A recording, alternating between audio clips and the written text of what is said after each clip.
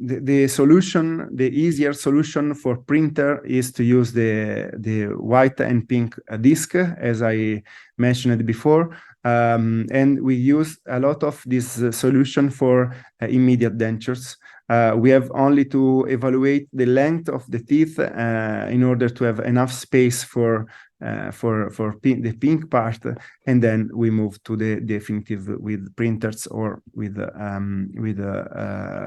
the oversized milling process. So this is the lab site, so the time that is required for the lab to obtain preliminary models, teeth arrangement, and prototyping, and the oversize process. So is still a long time, but we can reduce with printers, and also is good because we can obtain, compared to the conventional that is double than this, the results.